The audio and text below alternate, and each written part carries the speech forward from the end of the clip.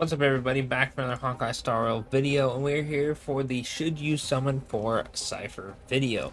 Now, there's only less than 3 days until she comes out, even less if you're on like the EU servers and whatnot, right? Because I get to win early. I'm very jealous this time because I can't wait to actually use this character. So yeah, expect some video. I got a ton of currency. I think I'm at 100 and like pretty much like 180 pulls. I'm like 2 pulls off, I think, from 180, and that's before perfection reset. So we're going in, we're getting her in her light cone. Now, Cipher is a very interesting character. She is nihility, so everyone's first thought is instantly Acheron, right? But she does have a few uses, right?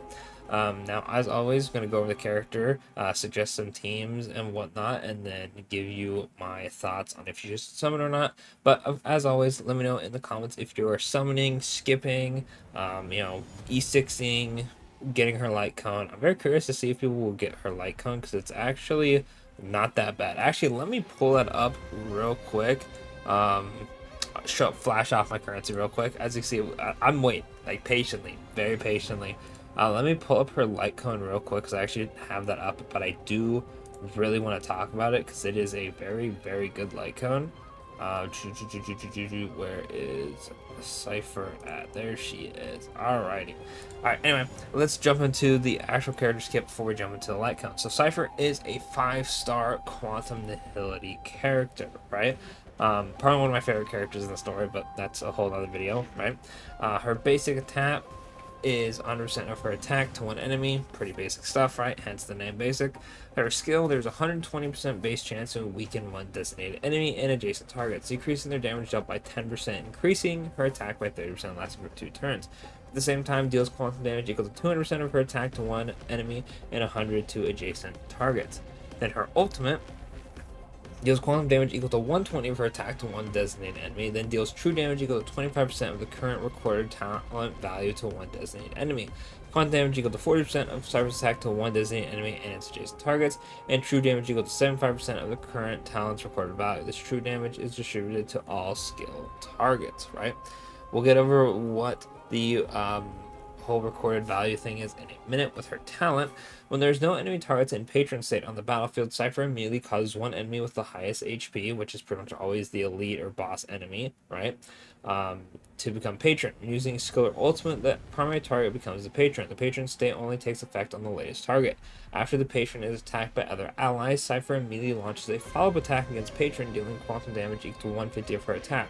The effect can be triggered up to 1 time per turn and resets at the start of Cipher's turn, meaning you want to build her with a ton of speed so she can spam this as much as possible, right?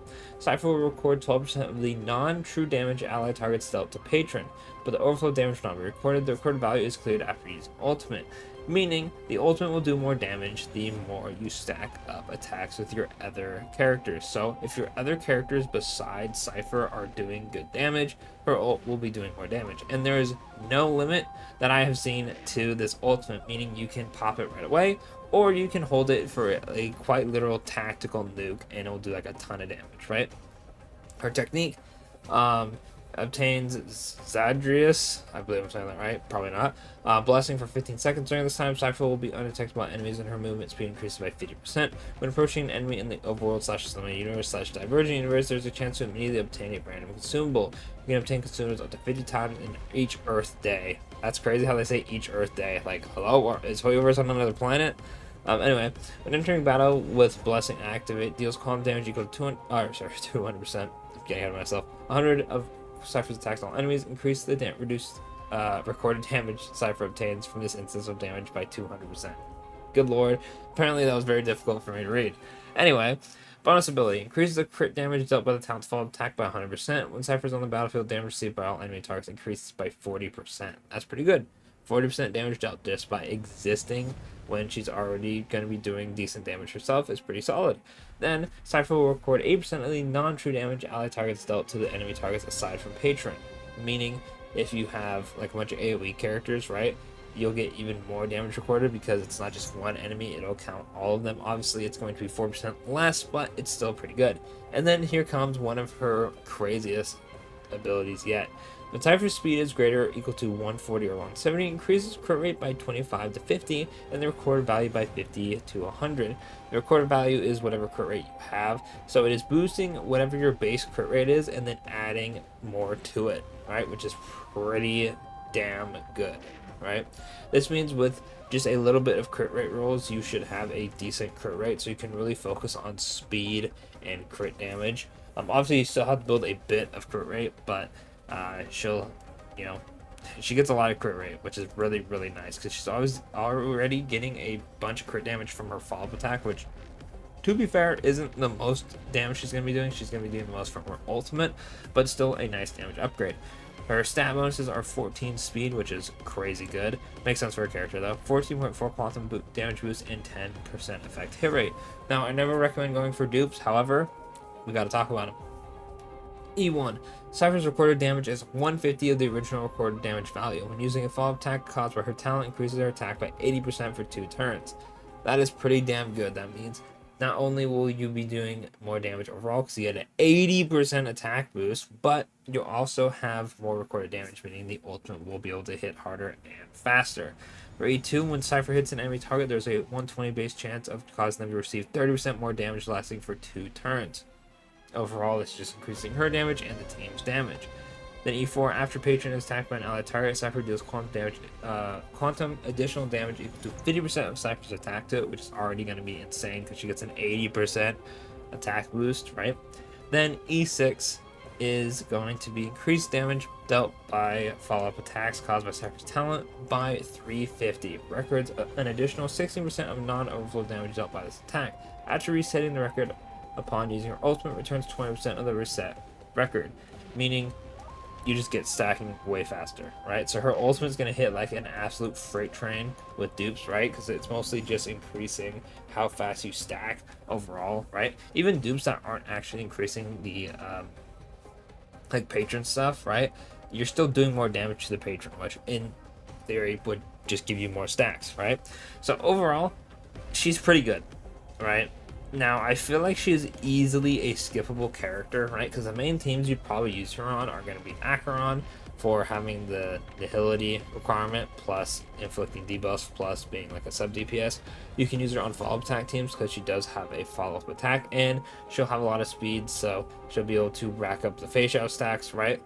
But she doesn't really seem like a necessity. Plus, she really does need other allies to be doing damage, because if she's the main DPS, you're going to have a hard time getting up your ultimate stacks just because everybody else will be doing such little damage. Obviously, with characters like Hyacinth who do decent amount of damage, it won't be that bad. But if you're running a team like Gallagher who's doing no damage outside of break, and then you're trying to run Cipher main DPS, and you have like Bronya or whatever, or Sunday, who's never attacking, you can see where it's going to be kind of hard unless you get some dupes to actually make Cipher work as like main DPS, right? So I think she's easily skippable, unfortunately, right?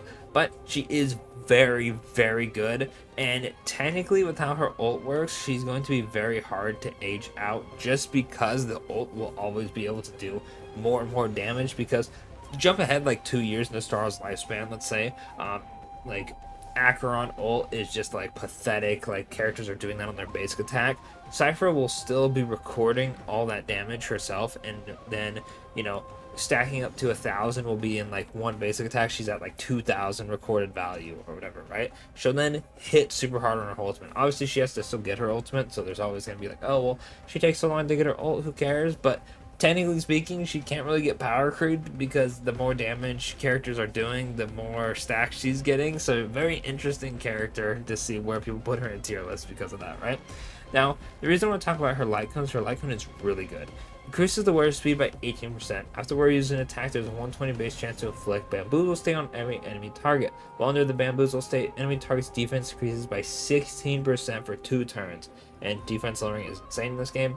If the warrior speed is higher or equal to 170, there's a 120% base chance to inflict theft stat on every enemy target. While under the theft stat, enemy target's defense increases by 8% for 2 turns. When bamboozle theft is inflicted repeatedly, only the last effect inflicted can be active. Pretty much good amount of speed. 18% speed is really solid, plus you're lowering the defense of pretty much every single enemy on the team. I'm just saying, I'm Just saying. The Luca Lycone might have some competition, right? Let me pull up the Luca Lycone real quick, because I can't remember the exact defense lowering it has. Yeah, okay. When the wearer hits enemy target, right, it's not ensnared, it's 12%. So at max, it's 16, and this is 16 for 2 turns. This is for 1 turn.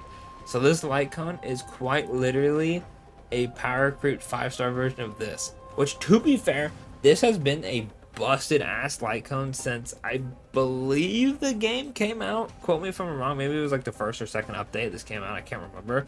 But this Lycone has been a disgustingly good agility Lycone for so long. People use it on Silverwolf. People use it mostly on Pela. I'm sure Jiaoqiu could probably use this as well. I don't know the character, so I didn't look into his Lycone options besides his main one, right? But you know, not everyone's going to summon for this Lycone just because it is a 5-star limited one, but the fact that it's literally just a better version of the Luca Lycone, which is one of the best 4-star Lycones in the game, is crazy. I would not be surprised if there are some players out there, especially like if you're like a mega Pela fan, you always just want to use Pela, right? That you get this Lycone for, because it increases speed, which is good, right? We all love speed, and then it just has a better effect. It really just has a better effect than this one, right? It's pretty good.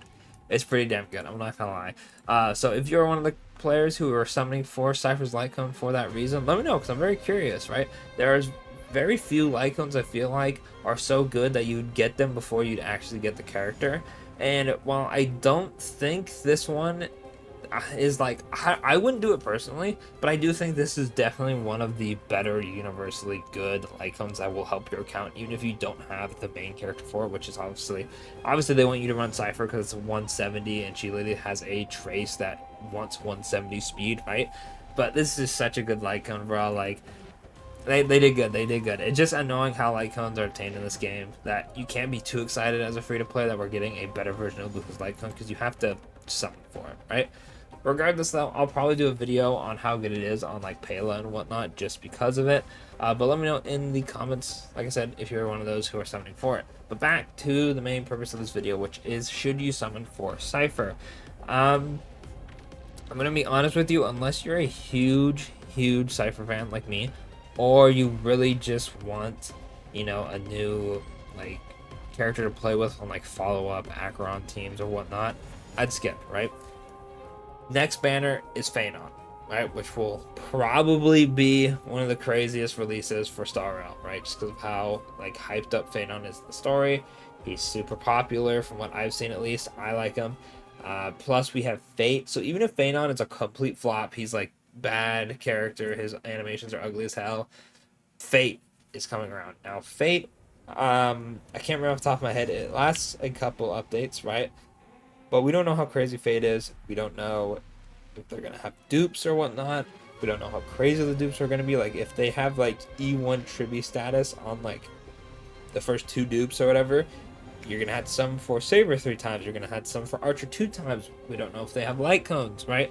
So do keep that in mind. I think Cipher is an easy skip. If you really want her, you can grab her on the rerun. But don't use all your currency and then not have any for Fate. And then, you know, just get so unlucky you're only able to get, like, Saber and her Lycone, and you miss out on like Archer Lycone or whatever, and then they never come back, and then you just never have them again, right?